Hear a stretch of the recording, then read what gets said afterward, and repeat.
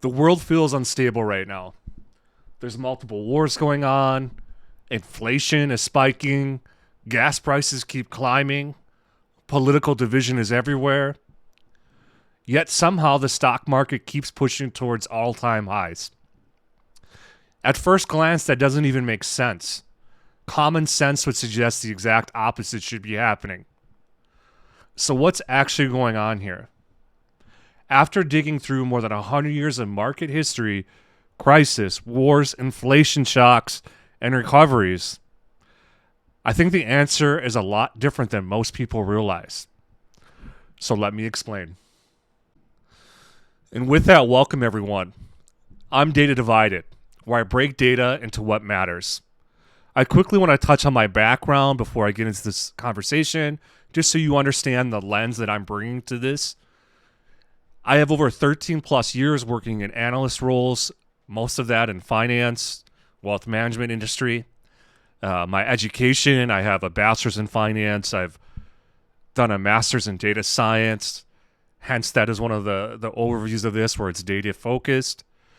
But with all that being said, I am not a fiduciary. I am not here to give investment advice. Always consult with your finance professional. This is purely for educational purposes. And if you'd like to support the channel, there's a couple ways to do that. You can like, subscribe. One of my other channels is related to sports cards. That's a huge passion of mine, so I have a link to my eBay store. There's also a link to Buy Me Coffee where you can leave a tip if you'd like. So check those out. I appreciate it. Thank you. I quickly want to touch on what is data science. As I mentioned, that is an aspect that will be part of this conversation. So data science, in my opinion, is a 6-step process. First, you identify the problem. In this case, why are the markets going higher when the world is unstable? Second, third, and are both you're gathering and cleansing data. I've gathered historical financial data, other data sources, cleansed it, structured it, so that I could put into a model. And I've ran multiple models on this, and I will be evaluating and presenting the results to everyone. So hopefully that's helpful to ground on my viewpoint of data science. So I want to explain the framework behind this whole project because one of the biggest mistakes you can make is looking at the market through only one lens. Some people only look at economics, some only look at politics, some only look at headlines or social media sentiment or our president's true social posts. But markets are way more complex than that. They're adaptive systems. They react to economics, liquidity, psychology, narratives, policy decisions, fear, incentives, and expectations all at the same time. So what I built here is basically a 17-layer framework that breaks market behavior into multiple dimensions. So the first layer focuses on raw historical data. There's crisis, macroeconomic conditions, volatility, market reactions. Then I move into the behavioral side. Narrative leg, investor psychology, media distortion, which is a real thing, fear amplification, and then eventually into deeper system level questions. What actually moves markets? How crises transmit through the financial system? Why markets recover? And what historical patterns might imply about the future? The point of this framework isn't prediction, it's understanding, because once you understand the mechanisms underneath market behavior, a lot of what looks chaotic actually starts making a lot of sense. The second half of the framework here is really where the project shifts from what happened historically to what actually drives market outcomes. And I have 8 major buckets here, and each one explains a different piece of how markets process uncertainty. The first bucket is macroeconomic drivers. This is basically the economic backdrop underneath the crisis. Things like inflation, interest rates, which you hear about every day in the news, liquidity, growth, credit conditions, because the same event can create completely different outcomes depending on the economic environment it happens in. Okay. Then I started looking at transmission mechanisms, meaning how does a crisis actually spread through the system? Does it hit supply chains, banks, consumer spending, corporate earnings? Some events create headlines, other events create systematic transmission. And that distinction matters a lot. Then the next question becomes, why do some markets recover quickly while others stay damaged for years, right? You can be in a bear market for years, or you get your quick V-shaped recovery, which we've seen the past 2 years here. That led into market resilience, things like policy, flexibility, liquidity support, strong balance sheets, adaptability. Basically, what allows markets to absorb shocks instead of collapsing from them. Then eventually the project starts narrowing in on bigger questions. What actually drives market behavior underneath all the headlines? Because there's a difference between what gets attention and what actually changes financial outcomes, right? What gets clicks and what changes outcomes. This layer focuses on things like earnings, liquidity, interest rates, policy responses, economic stress. So kind of mentioned all of that stuff already. But basically what creates real market pressure versus what just creates emotional reactions. And once you start separating those two things, a lot of market behavior starts making more sense. Now, this is interesting. This is one of I said, an interesting hypothesis, right? And this is the Republican Wall Street hypothesis. Obviously, we have a Republican leader in office right now. Republicans are seen to be the party of economics, the economy party, right? So what layer does that? Is it more resilient when a Republican's in than a Democrat? So basically, that's what this section is going to look at. I think it'll be interesting findings to that. Okay, but it's less about politics and more about incentives and things like that. So capital formation, lower regulation, investment, earnings growth, taxes. That's where we get into with that, but it will be interesting. Then I built a layer specifically around investigative questions, because one thing I noticed is that most people jump straight to conclusions, but better questions usually lead to better analysis. Questions like, what is actually causing the damage? What's noise versus signal? What's already baked in or priced in? You'll hear that quite a bit. What's being ignored? That layer keeps the framework grounded.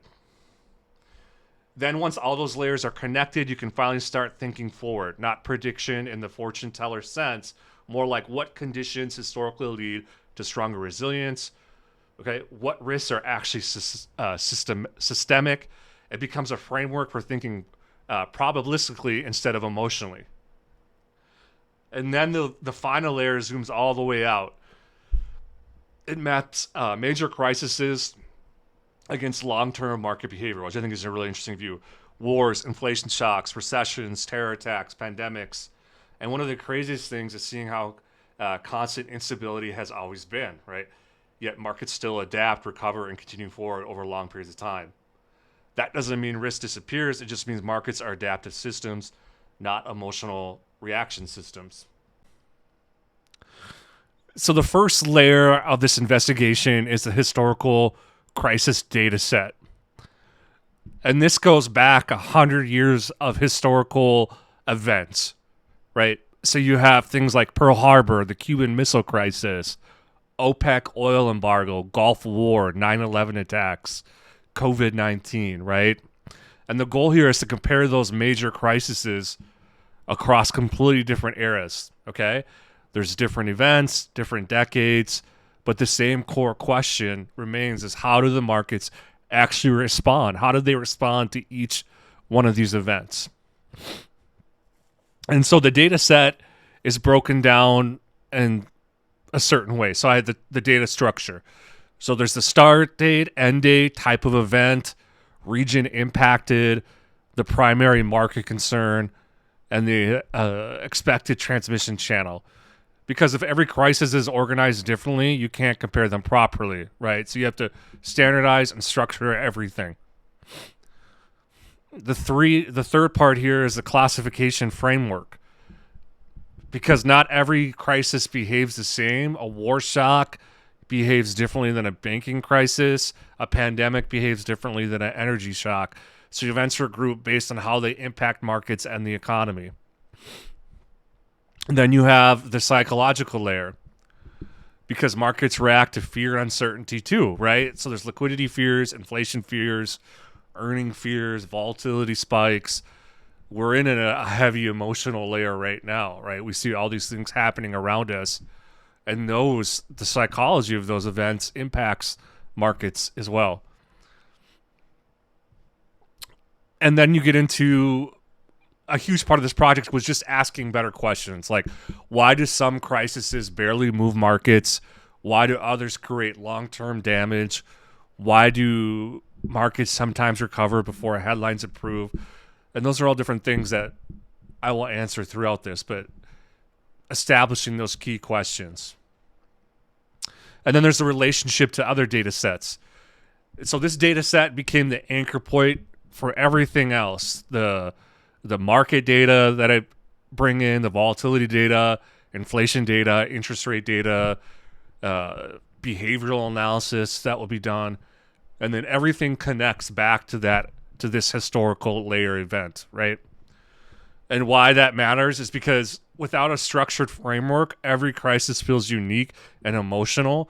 But once you start comparing events consistently, patterns start showing up, and we're here to call out those patterns, figure them out. And then Section A, this is built for the long term, and this wasn't designed for just one analysis. The framework can continually expand with future crises, policy shocks, geopolitical conflicts, AI disruption, whatever comes next. Okay. The next step I did is create a comprehensive set of market and macroeconomic indicators used to measure conditions before, during, and after each crisis event. In the prior image, we established all the different events. Now we have to capture all the different market and macro variables before, during, and after each event. And these variables allow us to quantify impact, compare across time, and uncover the real drivers behind market behavior. So first is these variable categories. Things like market returns. So what was the equity index performance and risk-adjusted returns? Volatility and risk. Macroeconomic conditions. Is there growth, inflation? What are the inflation, the rates, liquidity, and economic conditions? Commodities and energy. What were the oil, gas, metals price dynamics? Right. So right now, it's a big one. Gas, those are big dynamics and what's happening with the Strait of Hormuz close. So then you have sentiment and flows, right? What was the investor sentiment at the time? Then you have your core market variables. Things like the S&P 500 total return, right? What was the broad market performance daily? And then I have the source. This is from S&P Global or the NASDAQ. 100 total returns, Dow Jones, the Russell, the VIX, which is a super important as well, the volatility index, credit spread, 10-year treasury yield. So those are all the core market variables. So when I say market, it's not just one thing. You have the VIX, the Dow Jones, the S&P, the Russell. All these things give you a core feel or overview of what's going on in the market. Then you have macroeconomic variables. What was the real GDP growth? The CPI, the consumer price index, the core consumer price index, the inflation, federal fund rates. What was the monetary policy? So all that stuff, unemployment rates, that's the big one, right? Then you have the data structure. And then, so another important piece was timing, right? You have before the event, during the event, and then after the event. Okay, so there's the initial panic, but that is only part of the story, right? Recovery can last years. Then I have, so example window. You will look back 12 months from the start of the event. The event window is 1 month. Post-event, 24 months. And then frequency is daily. And then roughly 900 observations per event. Then you have your data sources. These are the areas or the places I went to gather the data. So S&P Global, NASDAQ, Bloomberg, the Federal Reserve, Bureau of Labor Statistics, etc. And then the usage in the products. And these variables power almost every other layer in the project: market reaction analysis, volatility analysis, recovery patterns. And then why this all matters. Markets don't react to events, they react to how events change the economic and financial environment. That's why two events that seem equally scary emotionally can create completely different market outcomes. So we built our crisis data set. We've established our variables. Now the next question is, how do you actually measure the severity of a crisis, right? Because not every scary event causes real damage, and not every dangerous event looks scary at first, okay? So severity dimensions. The framework breaks every crisis down across multiple dimensions. Things like market damage, economic impact, inflation pressure, earnings damage, liquidity stress. Because a crisis can hit one area hard without necessarily breaking the whole system. Then you have perceived versus actual severity. And this became one of the interesting parts of this, is because the framework separates what people feared at the time from what actually happened later. Because those are often two completely different things. A lot of events created massive panic headlines, but the long-term damage ended up being limited, right? A lot of media, they put out those panic headlines to generate clicks, okay? And other events looked manageable at first until the real impact showed up later. Severity gap. So the framework measures the gap between perception and reality. Basically, did markets overreact, underreact, or price the situation correctly? And this explains a lot about why markets behave irrationally during periods of uncertainty. We've seen that when the tariffs were announced, the huge sell-off. When the war started, huge sell-off, right? And then V-shaped recovery, and then it seems like everything's fine, okay? So severity score composition. This is another important part, is that severity isn't just one thing. It's not only did the markets go down, you also have to look at the economy, inflation, earnings, liquidity, right? The stock market is only one part of our total economy, okay? There's things as inflation and liquidity, cash, all that kind of stuff adds into it. So even though right now the stock market is up, inflation is rising, gas prices are rising, okay? And that's all part of the severity score. Scoring scale. So every event gets scored on the same scale, from minimal impact all the way up to full systemic crisis. And that allows you to compare events across completely different eras. A war in the 1940s, a banking crisis in 2008, or inflation shocks today. So, and once the framework was applied historically, some really interesting patterns started showing up. There were events where fear massively exceeded reality, and other events where the real damage was underestimated early on. And that gap between perception and reality became one of the biggest themes in the entire analysis. And this is where the framework starts becoming useful beyond just history, because now you can start identifying when markets are emotionally overreacting, when risk is actually being ignored, and which types of events historically cause the most lasting damage. Instead of just reacting emotionally to headlines in real time, right? We think when markets react, you're seeing a sell-off, okay? People are selling off their shares in the market at mass volume, okay? And sometimes some incidents happens and you don't see that. You don't see that same emotional sell-off reaction. Now, you have the institutions which account for a lot of the trades that happen in the market, but you also have the retail side, and you can see retail is growing on their effect or impact in the market. Okay, so at this point, we can finally start analyzing actual market behavior. And as mentioned earlier, the market is only one aspect of their overall economy, right? You have inflation, gas prices, all that kind of stuff. But we're specifically going to look at the market reaction. Actual measurable reactions differ across crises. And this section was really focused on three things: returns, drawdowns, and cross-event comparisons. So the first one, the return analysis. This is from the S&P 500. So I tracked 1-day, 5-day, 21-day, and 63-day S&P 500 returns after every crisis. And this ended up being really important because market reactions were not uniform. Some events got priced almost immediately.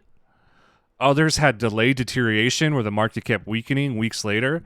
For example, COVID had an extremely aggressive short-term collapse, but something like the global financial crisis became more severe over time. So one of the big realizations here was the first reaction is not always the full reaction. And honestly, that's where a lot of people get trapped. They assume if the market didn't collapse immediately, the risk must be over. But historically, that's not always true. Drawdown analysis. Then I moved into the drawdown analysis. And this is where things got much more measurable, because now we're looking at how deep the decline became, how fast it happened, and how long it took the market to bottom. So instead of just saying this event was bad, we can actually quantify the severity. For example, 2008 and COVID clearly separated themselves from most other events. These weren't normal corrections. They became systematic stress events. Meanwhile, some geopolitical shocks created huge fear headlines, but relatively contained market damage. And another thing that stood out was drawdown velocity. How quickly did the decline happen? 9/11 is a great example. That the emotional shock was enormous, but the market stabilized relatively quickly compared to something like 2008, where deterioration continued for months. So this section helps separate temporary panic from structural financial stress, right? Cross-event comparison. And this is where it starts becoming powerful, because once every crisis is measured the same way, you can finally compare events objectively, not emotionally, not politically, objectively. So now we can ask questions like, which crisis caused the deepest damage? Which recovered fastest? Which events were overfeared? Which were underestimated? And once you line them up all side by side, patterns start emerging.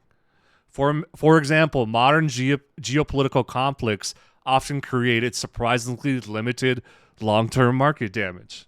Okay, while liquidity crisis and systematic financial events created much deeper structural weakness.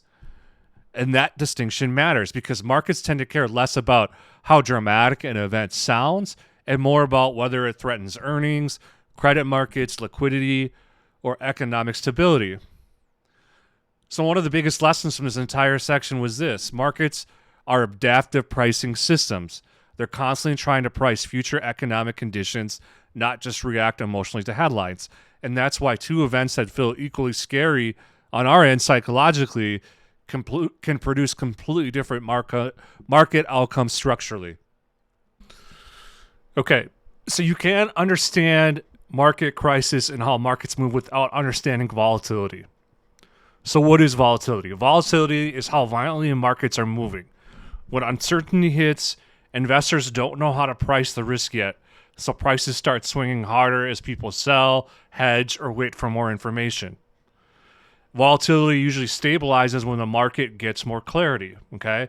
And that clarity comes from policy responses, economic data, earnings reports, or investors realizing damage is more contained than initially feared. So the cycle is that shock. This is step 1. 2, panic, peak uncertainty, new information comes out, things stabilize, and then you get back to normalization. The important point is markets stabilize when uncertainty becomes easier to price. When more information is out, you know what is going on, right? Next, you have the VIX, and you'll hear that a lot. The VIX is basically the market's fear gauge, right? When VIX is super high, there's a lot of fear, uncertainty, volatility in the markets, right? You want the VIX low. So it measures how much uncertainty investors expect going forward. When investors think risk is rising, they start protecting themselves more aggressively, which pushes expected volatility higher and causes the VIX to spike. So these metrics help measure how quickly fear entered the market, how intense the uncertainty became, and whether stress faded quickly or remained elevated. That matters because different crises create very different fear profiles. A contained geopolitical event might create a short spike in fear. A systematic financial crisis usually creates prolonged uncertainty because investors still don't know where the real damage ends. So you have an elevated VIX, right? In some instances, you have a very quick, short VIX, and other ones you have an elevated VIX for a period of time, right? And that's why it's important to look at that VIX, okay? So volatility persistence, the decay curve.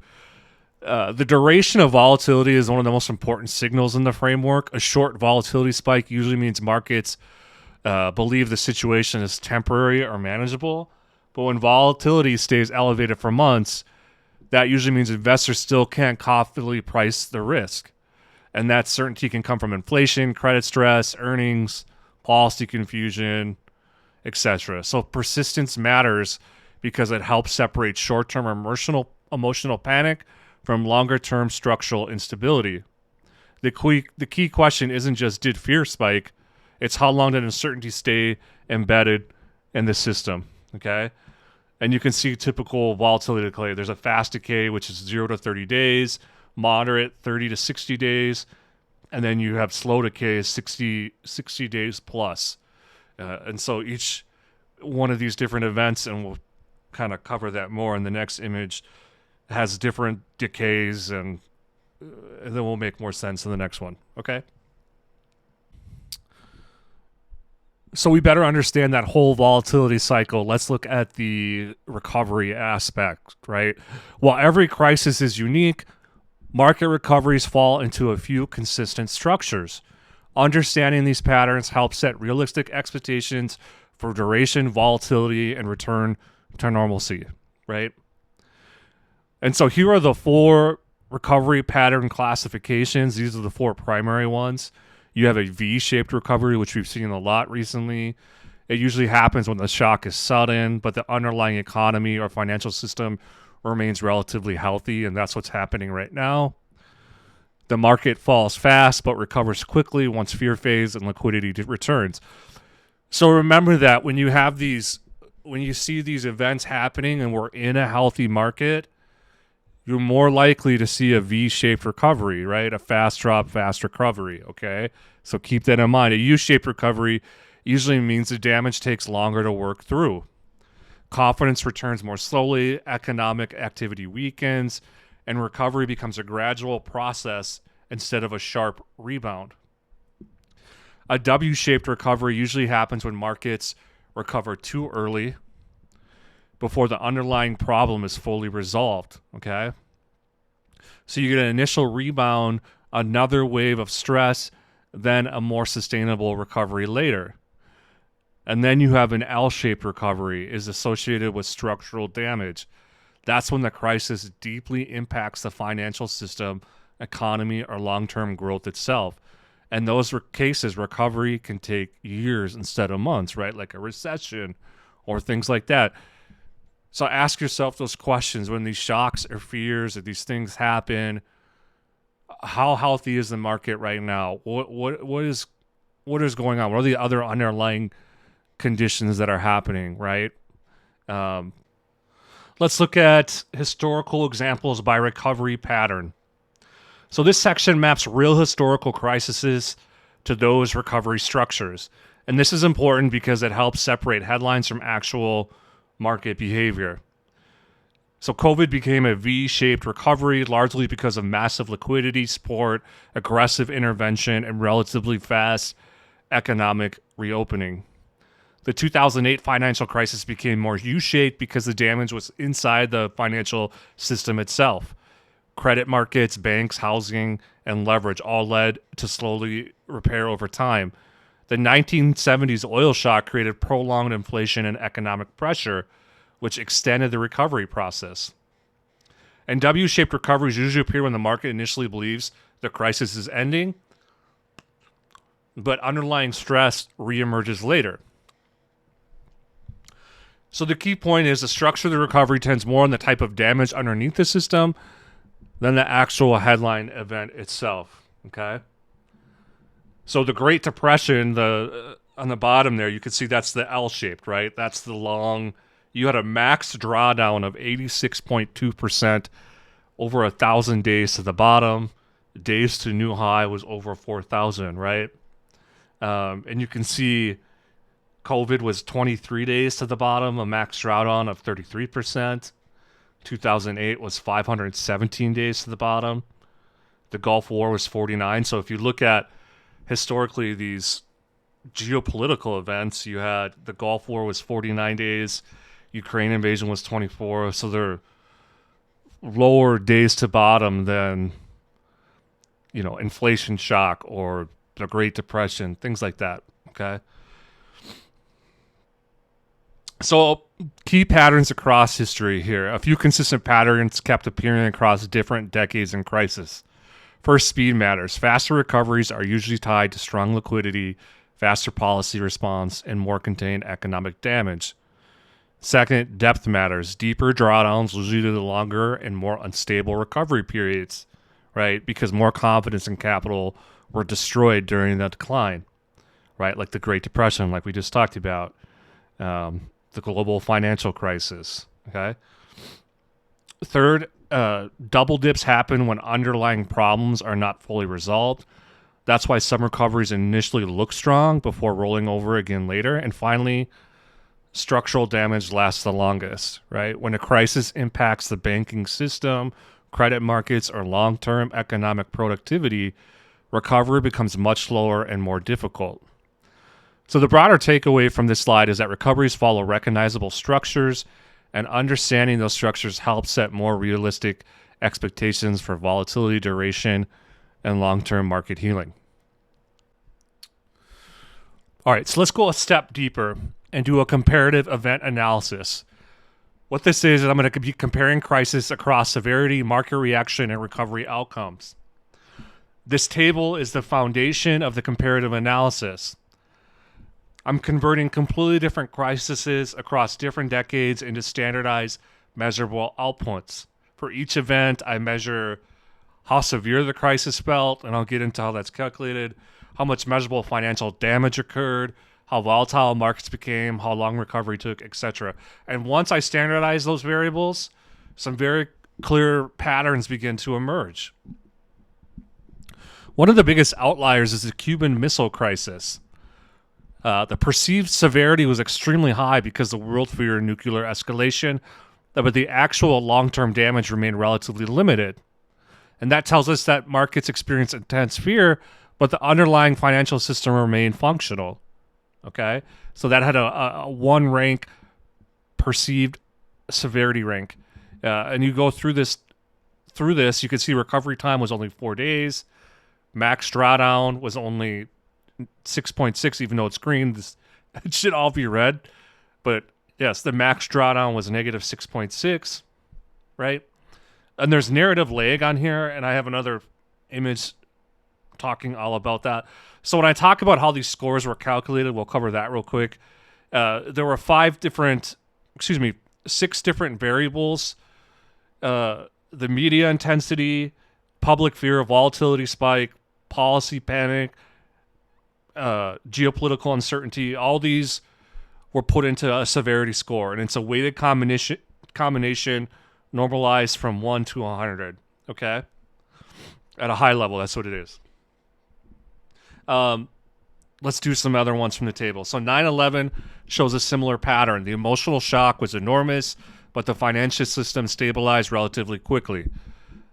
The event created panic, but it did not create prolonged systemic financial impairment. Then you have the global financial crisis was very different, and I've mentioned that a few times, but this wasn't just fear. The banking system itself became unstable. Credit markets froze, liquidity collapsed, and recovery took years. And that's why it ranks as one of the most severe financial events on the entire analysis, right? You have market rank reaction rank number one. Let's get down to the second part. So you have perceived severity versus actual market damage. This chart compares perceived severity against actual market damage. The horizontal axis measures how threatening the event felt at the time. That includes media intensity, public fear, policy panic, all those things from our scoring system. The first thing that stands out is that the relationship is not linear. In other words, high fear does not automatically create catastrophic market damage, right? And the Cuban Missile Crisis is one of the clearest examples. It sits extremely high on perceived severity, but much lower on actual financial damage, like we covered above, okay? Let's see, what other ones can we So COVID's an interesting one because it combined extreme fear, a historic drawdown, and unusually fast recovery. And that combination is very rare historically, right? And the events like the Red Sea shipping distribution or Iran-Israel escalation cluster in the lower damage region, they generated headlines and uncertainty, but markets treated them as localized or temporary risks rather than systemic breakdowns, okay? Now let's go on to the next slide. So one of the most important patterns or concepts that emerge from this is something I call narrative lag. And I think everyone has had this happen to them or can attest to this, okay? The basic idea is simple. Markets often stabilize before public fear, media narratives, and investor sentiment stabilizes. In other words, markets move first and narratives catch up later. That gap between financial reality and public perception is what is called narrative lag, okay? So what is this narrative lag cycle? To understand this, we need to understand how markets process crisis. When a shock occurs, fear spikes almost immediately, right? Markets initially fall because uncertainty rises and people are selling off. But markets are forward-looking systems. They are constantly attempting to price future earnings, future liquidity, future policy response, and future economic stabilization. So even while headlines remain extremely negative, markets may begin stabilizing because investors believe conditions will improve later, right? You could be doom scrolling on YouTube and you're seeing all these recession, economic collapse videos, but the reality is the market's already starting to stabilize, right? It's that narrative lag, okay? So this creates the key divergence. The market's bottom often occurs before fear peaks, media narratives, public confidence returns. By the time the public feels safe again, markets may have already been months into recovery, and that's the narrative lag. And I've been caught in that before too throughout my life investing, okay? It happens. But at least you can remember that and think about this in the back of the head, in back of your head, next time stuff like this happens. But what creates narrative lag, right? And why does it happen? Okay, so cognitive biases. Humans naturally overweight recent negative events. After a major crisis, people assume current conditions will continue indefinitely. And that makes it psychologically difficult to recognize stabilization early. Totally makes sense. Information delay. Economic data arrives slowly. Employment, earnings, GDP, inflation. So even if the market begins improving, the hard economic data may still look terrible for months. Okay, that's another part of it. Media amplification. Fear spreads faster than normalization. Negative headlines attract more attention, more engagement, and more emotional response. Right? They drive clicks. The media amplifies in all aspects. TikTok, YouTube, mainstream media, everything, right? And then you have emotional anchoring. People anchor to worst case scenarios. Once fear becomes dominant, investors struggle to mentally transition from things are collapsing to conditions are stabilizing. And then uncertainty persistence. Some unknowns simply take time to resolve. Even after markets stabilize, people may still fear policy mistakes, recession, geopolitical escalation, or secondary shocks, right? And then you have confirmation bias. During crisis, people actively seek information that confirms existing fear. That prolonged pessimistic narratives, even when the markets begin signaling improvement. Okay, you might see a video about, hey, things are okay, and then you look around and look at everything happening around you, and you're like, this is not okay. And you'll watch those videos where you'll focus on why things are not okay. Interesting stuff, right? How the mind works. So, okay. Negative leg in historical events. So 9/11, fear and uncertainty remained elevated for weeks, but markets stabilized relatively quickly once investors concluded the financial system would remain functional. So the emotional shock lasted longer than the financial impairment. Okay. The Cuban Missile Crisis generated enormous fear because of nuclear escalation. But once resolution became likely, markets recovered rapidly, even though public anxiety remained elevated. Okay? The inflation tightening cycle. The inflation shock, we haven't touched on this a ton yet. We've mentioned these other ones, but the inflation shock created a different type of leg. Markets repeatedly attempted stabilization, but inflation persistent and rate uncertainty kept narratives negative for extended periods. Okay? How do you measure narrative leg? To make this measurable, you use calculate two dates, right? The market stabilization date. This is when markets recover key levels and return trends stabilize. And then you have the narrative peak date. This is when fear indicators like media intensify, volatility discussions, search trends, and sentiment measure. And there's actually fear index, fear, greed, all these different types of indexes that you can look at too. But the difference between those two dates becomes the narrative leg duration. So instead of discussing narratives abstractly, the framework quantifies how long fear persisted after markets begin stabilizing. And why narrative leg matters. This matters because narrative leg creates distortions. For investors, periods of extreme fear often create emotional decision making. People frequently sell after major damage has already occurred. Meanwhile, markets may have already been pricing future stabilization. So you always hear that. Always keep your money in the market. Don't sell. Financial advice 101 from an advisor, right? So for analysts, narrative leg helps separate signal from noise. It forces us to ask, are markets deteriorating or are headlines simply lagging behind improved conditions?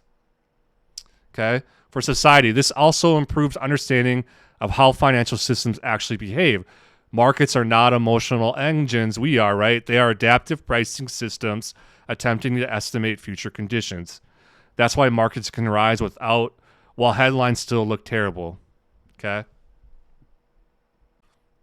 All right. So we touched on this a little bit. Let's go deeper. The behavioral finance layer, why people consistently misread crisis, right? Crises trigger predictable psychological distortions that push perception away from probability. Markets reprice the future while people stayed anchored to the past, right? The market makers have loads of information, and so they move faster. They're tapped into these, news data pipelines. While we don't have that, so we are anchored to the past, to our own biases and fears. But we'll touch on them more. So the first thing is fear amplification. So one pattern that repeatedly emerged was that fear escalated faster than the actual deterioration, right? So your perceived risk versus the actual damage. Things look a lot worse than what they are. In the early stages of crisis, we don't know how bad things are, how long the damage could last, or whether the system itself is stable. So the mind naturally fills in blanks with worst-case assumptions. All right, we've all been there. That's why perceived risk often spikes before measurable financial damage fully develops. And once media coverage and social narratives intensify, fear compounds on itself. Think about the closing of the Strait of Hormuz. We hear that and you hear, oh my gosh, gas prices, all this stuff's happening. It's an instant collapse in our mind, right? We start filling in the blanks. Well, that's not necessarily what's happening or what's going on in the economy, okay? We have oil reserves and other things. So it could be a slow moving thing, but our fear amplifies it, right? That perceived risk. So recency bias. So this is one of the strongest behavioral patterns in the entire data set. People consistently assume recent deterioration would continue indefinitely. You see it in almost every major crisis. During sharp declines, the dominant emotional assumption becomes this keeps getting worse, right? But historically, that's often right around the point where the market begins repricing future stabilization. The problem is that emotionally, people extrapolate linearly during nonlinear environments. That's why periods of maximum pessimism often cluster near market bottoms, and that's very true. How we think linear, and these are nonlinear environments, right? This happens, this crisis happens, and everything must move in a linear fashion to solve it. Well, that's not always the case, right? Uncertainty and tolerance. One thing the data showed very clearly is that markets hate uncertainty more than bad news itself. Bad news can eventually be measured, priced, and modeled, but uncertainty creates wide outcome ranges, right? We start asking, could this spread? Could liquidity break? Could policy fail? Could this become systemic? And that uncertainty causes violent repricing. But once possible outcomes begin narrowing, markets often stabilize before conditions fully improve.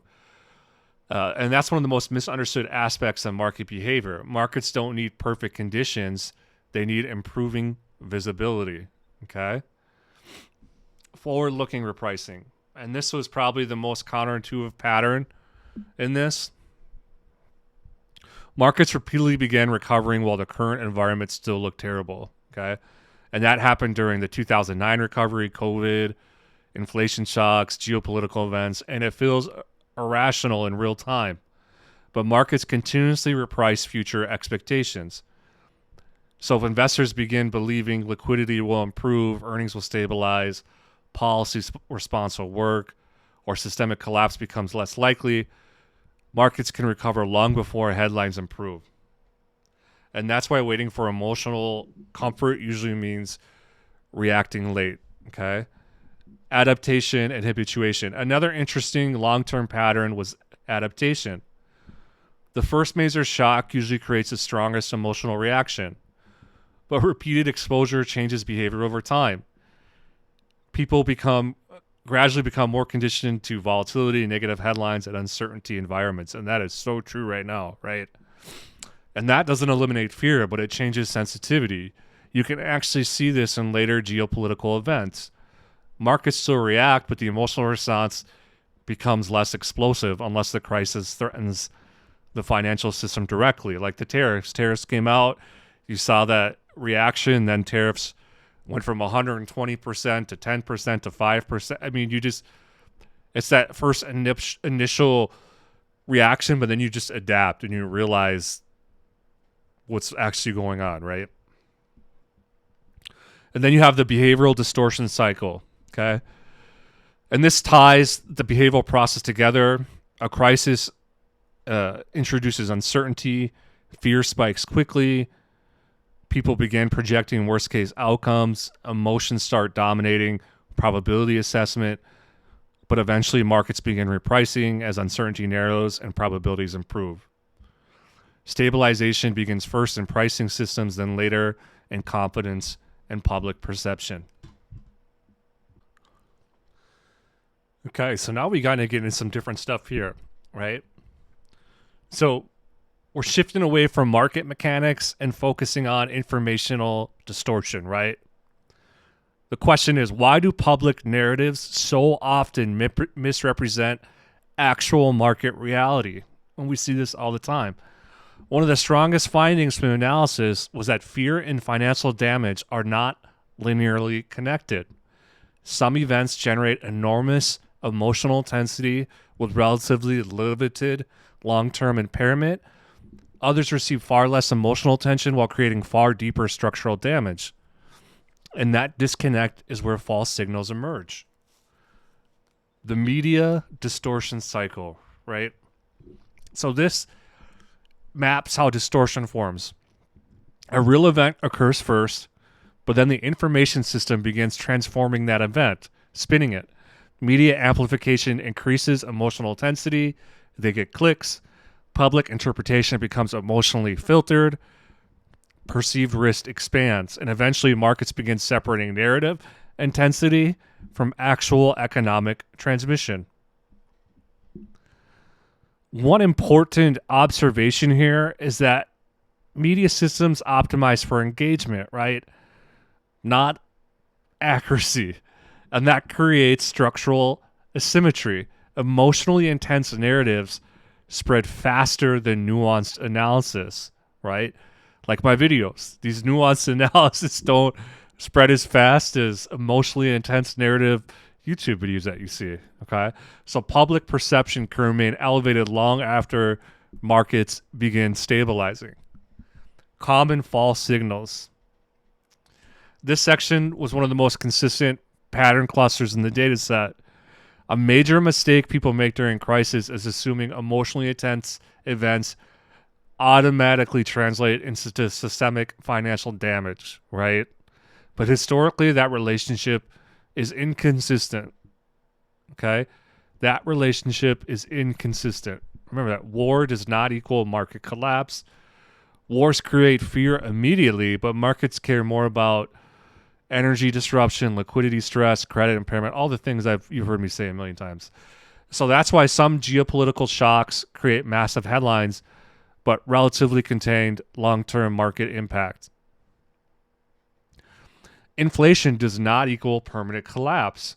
Another recurring distortion was inflation panic. Inflation feels catastrophic because it directly impacts daily life. We see it all the time, right?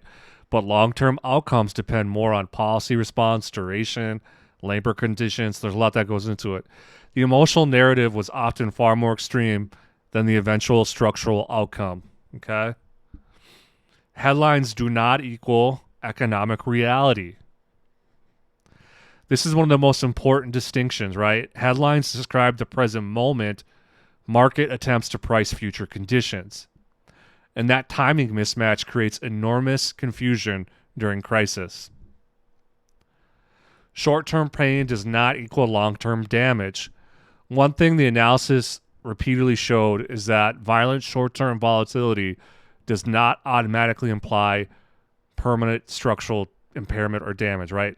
Some of the sharpest panic environments eventually normalize surprisingly quick, right? Media narrative versus financial reality.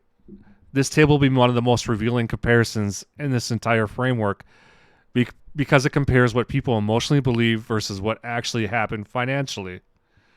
And I know I've talked a lot about the Cuban Missile Crisis and all this stuff, but yes, the narrative implied existential catastrophe with the Cuban Missile Crisis, but actual long-term market damage remained relatively limited.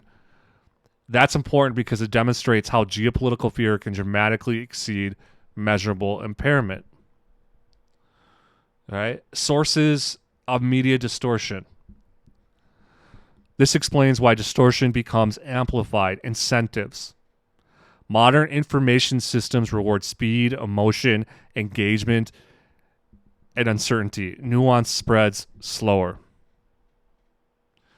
Amplification. Algorithms disproportionately amplify emotionally charged content. Fear performs extremely well inside attention-driven systems, right? You see all these YouTube thumbnails where it's just huge emotional spreading fear, all that, and then when you watch it, it's nothing like that. But it's just the algorithms amplify those, okay? Recency bias. People naturally overweight recent pains. We've talked about recency bias already. Complexity reduction. Complex systems get simplified into emotionally digestible narratives. But simplified narratives often lose critical context. Echo chambers, right? This is a big one. People consume information that reinforces their existing beliefs, right? We see this with politics all the time. And that increases narrative persistence. Emotional contagion. Fear spreads socially, right? You see it on Facebook or anything. All this fear, all that, it spreads fast, and emotionally transmitted fear often outruns factual verification, right? Misinformation, all these other things. I heard this, I heard that, but that might not necessarily be the case. So, media distortion equation. This framework compresses the entire distortion process into one relationship. Perceived risk is not created by the event alone. It becomes amplified through media intensity, emotional bias, lack of context, and incomplete data, okay? The key insight is that people often mistake narrative intensity for financial severity, but they're not the same thing, okay? And one of the deepest insights from the analysis is that information systems themselves distort crisis perception. The loudest narrative is not always the most economically important signal, and emotionally dominant stories are not always structurally dominant events. Okay? You get in these news cycles, they're going to amplify these worst case scenarios and fears, things like that, right? So you got to take yourself away from those echo chambers, right?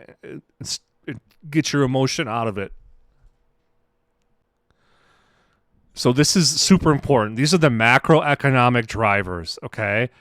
This explains why the same type of crisis can produce completely different market outcomes. Most of us analyze crisis in isolation, okay? But markets don't react to those crises alone. They react to the environment that the event enters. What was the macroeconomic environment like when that crisis occurred, right? A geopolitical shock hitting low inflation, strong growth, abundant liquidity, and aggressive policy support behaves very differently than the same shock hitting tight liquidity, high inflation, weak growth, and constrained policy conditions. The macro backdrop changes volatility, drawdown severity, recovery speed, and how long it persists. So the inflation environment, this gets talked about a lot. One of the strongest amplifiers around crisis was inflation. High inflation creates fragility because it limits flexibility. When inflation is already elevated, central banks become constrained. They can't simulate aggressively without risking additional inflation pressure. Okay? And that's a major reason inflationary environment often produce longer volatility, slower recoveries, and more persistent uncertainty because policy support becomes harder to deploy. Interest rate environment. Rates shape the financial system underneath the market. When rates stay low, liquidity is abundant. Okay? Credit is easier to access and valuations can remain elevated. But when rates rise aggressively, financial conditions tightened everywhere simultaneously. Borrowing becomes more expensive, risk assets reprice lower, credit stress increases, and weaker businesses become more vulnerable. One thing the analysis repeatedly showed is that crises entering high-rate environments tend to produce deeper structural pressure, right? Why do they want to lower the rates so much? Economic growth. Growth acts like a shock absorber. When the economy enters a crisis from a position of strength, employment is stronger, earnings are healthier, spending is more resilient. That creates more capacity to absorb disruption. But when growth is already weakening before the shock occurs, markets become much more fragile because the economy has less momentum to stabilize itself. Liquidity conditions. And this might be one of the most important macro variables in this framework because liquidity determines how easily capital moves through the system. When liquidity is abundant, stress gets absorbed faster, funding remains available, and volatility stabilizes quicker. But when liquidity tightens, small disruptions can spread rapidly. Tight liquidity environments consistently produce sharper drawdowns, wider volatility, longer recoveries, and more systemic stress. Oil and energy shocks, okay? Energy shocks behave differently from any other crisis because they impact both consumers and businesses simultaneously. Higher energy prices increases transportation costs, manufacturing costs, consumer pressure, and inflation expectations. And that creates secondary transmission effects throughout the economy. So energy shocks often become broader macro problems rather than isolated events. Recession risk. One important insight from the analysis is that markets react differently when recession risk becomes systemic. A normal correction is one thing, but once markets begin pricing falling earnings, unemployment deterioration, credit contraction, and slowing demand, the recovery path usually becomes slower and more fragile, which makes sense, right? Recession probability changes how investors interpret every additional piece of data, and that creates persistent sensitivity throughout the system. Policy response capacity. So this ties many of the earlier drivers together, but policy flexibility determines how much stabilization power governments and central banks still have available. When rates are low, liquidity is abundant, and balance sheets are flexible. Policymakers can respond aggressively, and that can dramatically shorten recovery timelines. But if inflation is already elevated, rates are already high, or debt levels become excessive, policy flexibility shrinks. And that limitation can extend crisis during significantly, right? There's so much the Fed can do in certain environments. Macro amplification matrix. This matrix is one of the most important sections in the framework, but it shows how macro variables interact with each other. A crisis entering low inflation, strong growth, easy liquidity, and high policy flexibility usually remains more contained. But combined rising inflation, tight liquidity, weakened growth, etc., the exact same shock can become dramatically more destructive. This is why macro environments matter more than headlines, and why similar events produce different outcomes. Okay? Not because the event changed, but because the environment changed. A supportive macro regime typically produces faster stabilization, shallower drawdowns, and stronger recoveries. A vulnerable macro regime tends to produce prolonged volatility, deeper impairment, and slower normalization.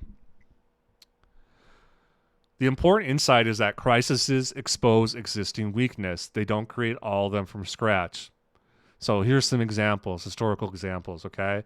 COVID entered an environment with low rates, massive liquidity, and aggressive policy support, and that allowed markets to stabilize much faster than many people expected. The global financial crisis entered a structurally fragile environment, excessive leverage, tight credit, and systemic banking stress. And that's why the damage became deeper and more prolonged. All right? So one of the deepest insights from this layer is that macroeconomic conditions determine how resilient markets are before the crisis even begins. Crises are rarely isolated events. They interact with liquidity, inflation, growth, policy, and financial stability. And that interaction determines whether markets experience contained disruption or systemic stress. All right? Okay, so let's talk about how crises flow through the financial system. All right. Not all events travel the same path. Okay. The damage depends on the mechanism, the strength, and the environment. First thing here is you have the transmission flow. This framework breaks crisis into a chain reaction process. An event occurs first, but the event itself is usually just the ignition point. What matters next is where the stress spreads, what systems it touches, and whether the system absorbs or amplifies the shock. The important shift here is that crises are not isolated moments. They behave more like pressure waves moving through interconnected systems. Some shocks remain localized, others propagate across supply chains, credit markets, earnings, confidence, and policy response. And that transmission path determines the eventual outcome. What are the key transmission channels? This is how the stress actually spreads. Supply chain channel. Some crises disrupt the physical movements of goods and services. That creates shortages, cost increases, production delays. Basically what's happening now, right? With the closure of the Strait of Hormuz, that's disrupting the supply chain for fertilizer, gas, oil, all that kind of stuff. So Next is your liquidity channel. This may be the most dangerous transmission channel because when liquidity tightens, financial systems lose flexibility. Funding stress spreads quickly, volatility increases, and small problems can suddenly become systemic. Then you have the confidence channel. Basically, when business consumers or investors lose confidence simultaneously, economic activity slows down even before hard data fully deteriorates. And this channel is psychologically driven, but economically powerful, right? And we've seen consumer confidence is at an all-time low right now. Policy channel.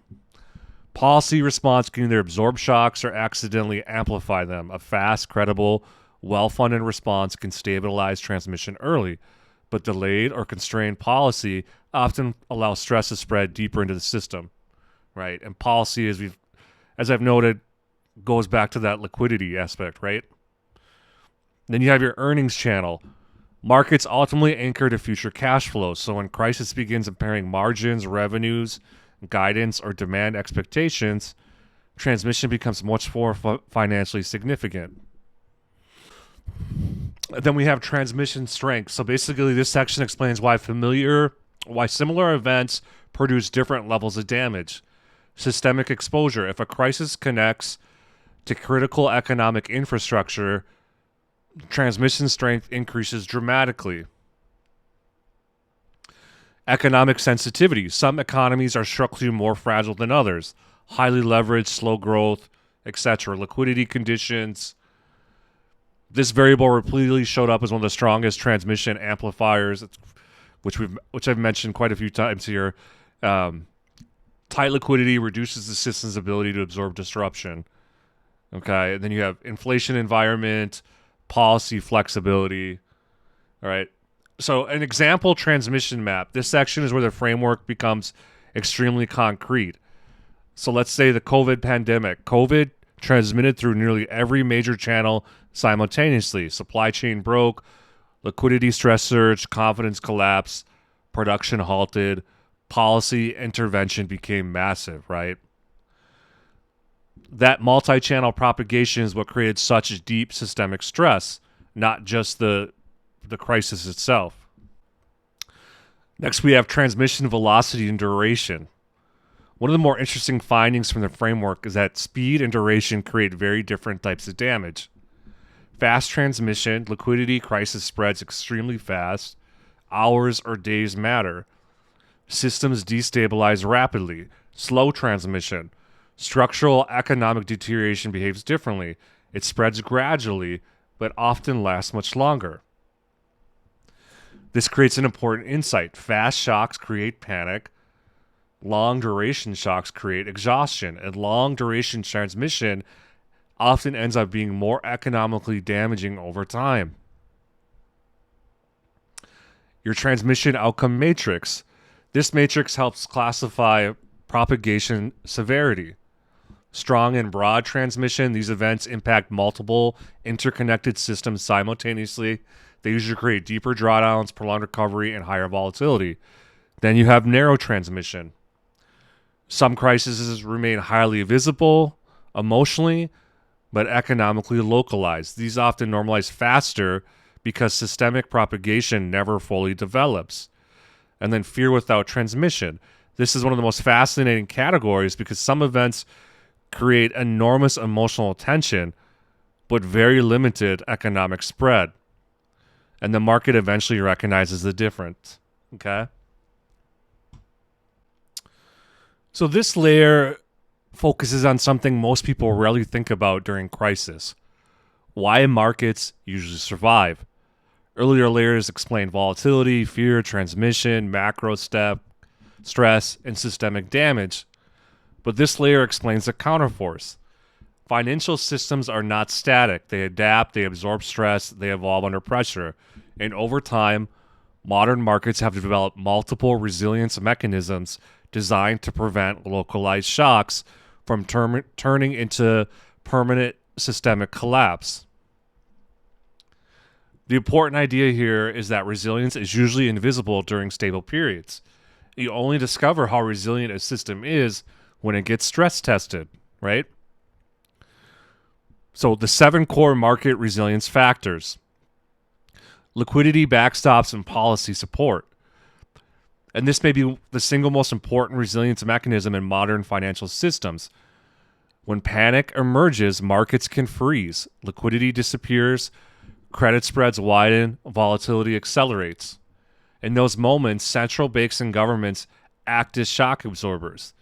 They inject liquidity, stabilize funding markets, and attempt to prevent cascading failures. One important insight from this analysis is that modern recoveries become dramatically faster once policy response systems improved. This is one reason post-2020 stabilization happened much faster than many historical crises. Economic and corporate fundamentals. Markets recover faster when the underlying economic structure remains healthy. If businesses retain strong cash flow, manageable debt, stable demand, then crises are more likely to become temporary disruptions instead of structural collapse. This is important because markets don't just judge price fear, they eventually anchor back to earnings power and economic durability. Diversification and risk distribution. One major reason modern financial systems survive shock better than earlier eras is risk distribution.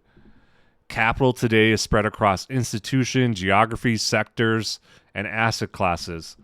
That diversification reduces the probability of a single localized failure collapsing the entire system. Diversification doesn't eliminate volatility, but it slows contagion, right? And slowing contagion is extremely important during systemic stress. Then you have market adaptation and learning. Markets learn, right? Not emotionally, structurally. After major crisis, systems evolve. Regulations change, liquidity facilities improve, risk management adapts, trading systems evolve, right? So modern financial systems often react differently because earlier crises forced structural adaptation. Technology and market infrastructure. Modern markets process information, pricing, and risk far faster than a historical system. That speed creates volatility in the short term, but it also improves stabilization capacity. Today, markets can reprice faster, route liquidity faster, clear transactions faster, and distribute information faster. And that infrastructure helps reduce long duration uncertainty, even if it sometimes increases short-term volatility. Sentiment mean reversion. One pattern that appeared repeatedly throughout the analysis is that extreme fear rarely remains permanent. Emotion eventually exhausts itself. Over time, uncertainty narrows, new information arrives, and adaptation begins, and confidence gradually rebuilds. This process is important because fear itself eventually becomes unstable. Extreme pessimism often creates the conditions for reversal once expectations become overly distorted. Policy flexibility and response capacity. So this explains why some crises stabilize much faster than others. If governments and central banks still retain their liquidity tools, fiscal flexibility, rate flexibility, they can intervene aggressively. But if those tools become constrained, resilience weakens. And that's when temporary stress becomes harder to contain. One of the deepest insights from this is that resilience depends heavily on available response capacity before the crisis even begins. Okay? Resilience in action. This captures the psychological side of resilience. Markets initially fear uncertainty, liquidity stress, earnings deterioration, policy confusion, but over time, markets adapt to clear information, returning liquidity, policy stabilization, and that's why markets often stabilize before the broader world feels emotionally stable. Resilience failure when systems break, okay? Resilience only matters when systems are tested. When multiple resilience mechanisms fail simultaneously, stress compounds instead of stabilizing. So If liquidity disappears, leverage becomes excessive, confidence collapses, then recovery becomes much harder. This distinction is critical because it explains the difference between temporary disruption and structural crisis.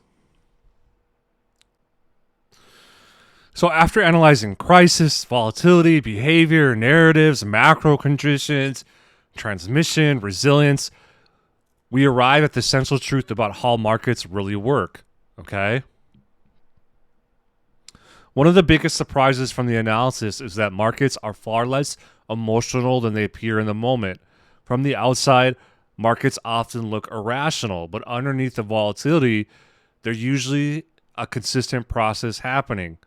Markets are constantly repricing future probabilities, and that changes how you interpret almost everything. The real question markets ask is one of the strongest conclusions from the framework is that markets are not primarily asking how scary is the event. They're asking, does this permanently damage the future economic system? Okay? And that distinction completely changes how market behavior makes sense. Because markets can tolerate fear, uncertainty, political instability, terrible headlines, and temporary chaos far better than most people realize. But markets react violently when liquidity breaks, earnings collapse, inflation destabilizes, right? Or uncertainty becomes structurally persistent. Markets tolerate fear surprisingly well. And this is the most counterintuitive finding in the project is fear itself is usually not the real danger. Markets experience fear constantly. What matters is whether the underlying system remains functional. That's why some terrifying environments eventually recover surprisingly fast. The emotional experience and the structural damage are often very different things. Duration matters more than intensity, okay? This may be one of the deepest insights in the framework. Sharp shocks are often survivable, but long duration uncertainty compounds damage. Structural impairment outweighs headlines. Another major insight is that markets consistently prioritize structural damage over emotional intensity, right? Markets look through the present. This is where market behavior starts feeling psychologically strange. Markets often begin recovering while conditions still feel terrible. And that's because markets are not waiting for certainty. They are constantly repricing, right? And that's one important realization is that the market does not need the present to improve first. It only needs future path to stop deteriorating. Recoveries start before confidence returns. I've talked about this. I've talked about diversification and resilience are force multipliers. Liquidity and policy are stability anchors. Okay? And so what this means for investors and observers, this framework ultimately changes how you interpret markets. Look under the surface. Instead of reacting to headlines, focused on earnings stability, liquidity conditions, credit stress, inflation persistence, and systemic functionality. So that whole part right there is extremely important, right? Earnings stability. What are liquidity conditions? Credit stress. Is inflation persistent, right? And then separate volatility from direction. Volatility does not automatically determine long-term direction. Sometimes volatility is simply the price of uncertainty, not evidence of permanent impairment. So think in probabilities, right? So one of the deepest mindset shifts is moving away from certainty, prediction, and emotional conviction and toward probabilities, scenarios, adaptation, and survivability. So to conclude all that, the markets are adaptive systems built to process uncertainty. They are not perfect. They are not always rational, but they are usually far more forward-looking and structurally focused than public narratives apply. Right? Markets survive because they continuously reprice, adapt, absorb stress, and search for future equilibrium. And once you understand that, market behavior stops looking random, it starts looking probabilistic. All right. So this is a different analysis. It's related to what we've been talking about. But one of the aspects of the framework was policy, right? We know that Republicans have very pro-market policies, less regulation, lower taxes, things like that. But what happens during a crisis, okay? So what this image is saying, it's not saying Republicans are bad for markets or Democrats are good for markets or policy doesn't matter. What it actually says, in this data set, Republican-era crises were significantly more systemically damaging. And that's the first conclusion. The numbers are not close. Republican sample have much deeper drawdowns, much worse forward returns, and much faster downside acceleration. First major insight, the biggest reason the Republican averages are worse is because the Republican sample contains the most structurally dangerous crises, specifically the global financial crisis, COVID, OPEC oil embargo, Gulf War instability.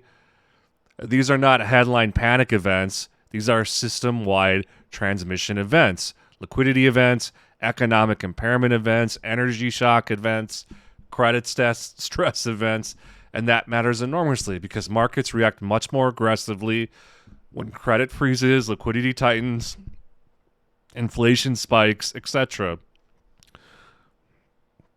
So what the graphs reveal, the top aggregate table, this is the cleanest starting point. Republican crises, average drawdown almost 3 times worse, 63-day return deeply negative, downside speed more than doubled. That means markets deteriorated faster and recovered worse. That's not narrative, that's directly in the outputs, okay?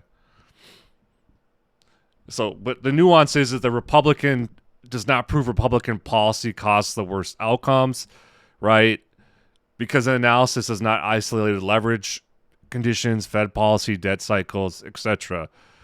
The outcomes themselves are worse than the samples. The middle breakdown by crisis type is where the real kind of analysis happens, because once you separate the crisis, you realize crisis structures matter more than political identity, right? So the final crisis row, the GFC, the global financial crisis, catastrophic drawdown, terrible recovery, efficiency, long stabilization period. Why? Because the crisis attacked credit markets, leverage structure, etc. And markets respond violently to that. The pandemic row, okay? COVID is different. The interesting part, it's not just the size of the crash, it's the speed of the repricing. The market collapsed extremely fast because earnings visibility vanished, supply chains froze, right? Markets hate uncertainty. The terror shock row, obviously, the 9/11 is one of the most revealing events in the whole data set. Emotionally enormous, traumatic, historic, but financially relatively contained, fast bottom, positive recovery path, right? Emotional intensity is not the same thing as systemic financial impairment. The democratic rows. The democratic era crises in the data set were generally smaller, more localized, less systemically impairing, but not always stronger recoveries, and that's important, right? Inflation, Fed tightening, Ukraine, these created slower stabilization, weaker normalization, and lingering uncertainty. So smaller drawdown does not automatically mean healthier market conditions, okay? So once the actual outputs came in, the framework became much more sophisticated. The real question is not which party is better. The real question is what types of crisis create structural market impairment. And that's the insight, all right? So, yeah, interesting look. You can see that for when Republicans are in office, there seems to be more systemic crises that hit more areas, where on the Democratic side, there's appears to be less systemic isolations, okay?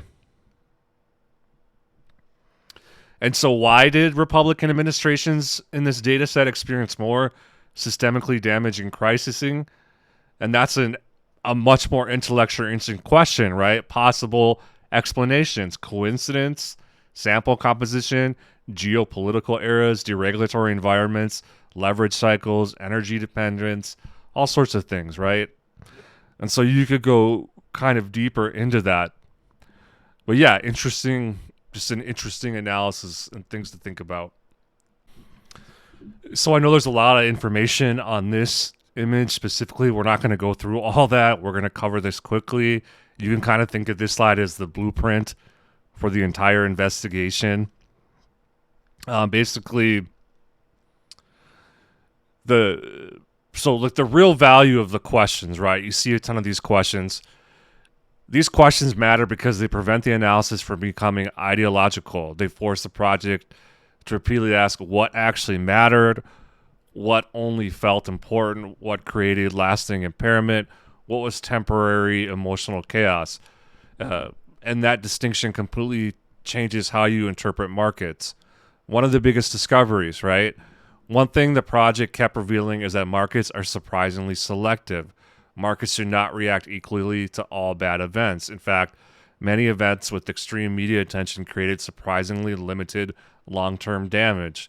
Meanwhile, slower moving structural problems, right, often produce much larger long-term consequences, and that's counterintuitive. The project started exposing people's blind spots, right?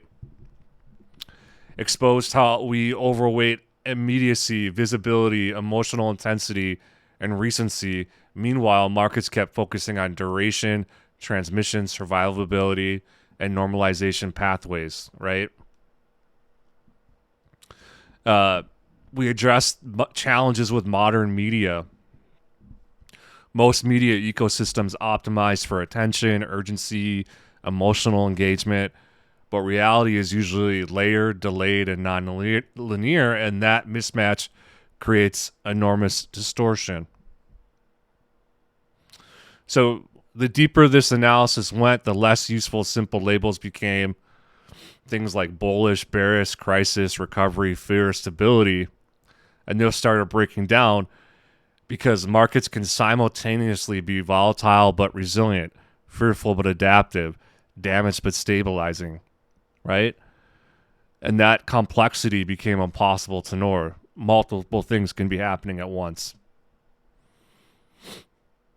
Okay, so the slide is basically the project admitting the original assumptions were too small. What started as how do markets react to crisis slowly evolved into how do complex systems process uncertainty, and that's a much deeper question. Okay, yeah, a lot going on in here. Okay, so forward-looking implications, right? What does all of this suggest? Our analysis we've done about future markets. Key point one, markets are adapting faster, right? Markets appear to be getting better at handling emotional shocks. Markets today process information faster, adapt faster, and normalize faster than they used to. That doesn't mean markets are safer. It just means they're becoming more adaptive. Key point two, emotional volatility does not equal economic damage, right? We now live in a world where fear spreads instantly, headlines spread instantly, narrative spread instantly. But the actual economy moves much slower, and that creates a huge disconnect between perception volatility and economic volatility. Key point three, systemic threats still matter enormously, right? And we've talked about that. The project showed that markets can absorb fear and all that, but they still struggle with liquidity breakdowns, credit stress, and that distinction is critical. Not all crises are equal. Key point four, the environment matters more than the event, okay? If it's a healthy economic environment, the same event can have different outcomes, okay? Key point five, future markets may look different. So The framework suggests future markets may experience more frequent volatility spikes, more information chaos, more emotional overreaction, but potentially shorter panic cycles, faster normalization, and quicker adaptation. And that's what we're seeing right now, right?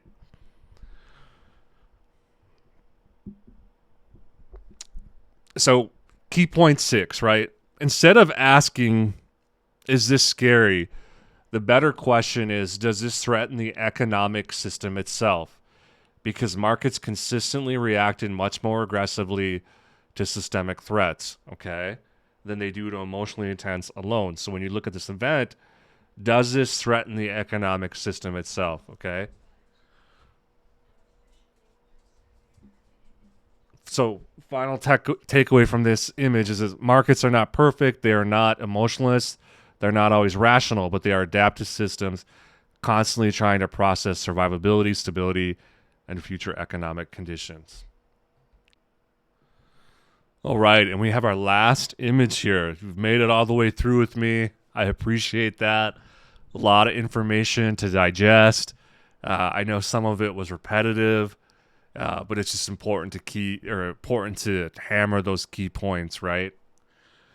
So this is the cool image. It's the timeline of crisis versus market levels, and I think it kind of really tells a story. So first thing you can see is that there's always some sort of global event or crisis, right? The world is unstable.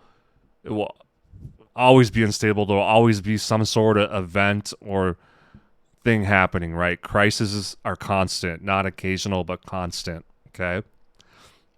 But on the other side, despite all of that, the long-term market trends keep climbing. The S&P, through all those crises, keeps going up, right? So what that means is that the world is chaotic around us, but markets find a way to adapt, right? That does not mean markets ignore crisis. They don't. But over long enough periods, adaptation kept overpowering disruption, okay? And you can see the different aspects, right? You can see when you have larger volatility index spikes has with larger drawdowns, right? Like the 2022 inflation surge and Fed tightening. Volatility spiked to 80% with a 34% drawdown. The global financial crisis, that was an 89 volatility spike with a 57% drawdown. Okay. So you can see all these incidents and the effect that it had. And so, yeah, just super interesting. Then we get into another interesting aspect is the recovery speed, the median days. So like geopolitical shocks, the recovery speed seems to be between 30 to 90 days. Macro financial stress is 90 to 250 days. Systemic crisis is 250 to 750 days. And then recessions is 750 plus. So recessions are a big deal. We do not want recessions. All right. Like I said, I appreciate your time. Hopefully this was helpful. Like, subscribe, all those things. And catch me for the next video. All right. Bye.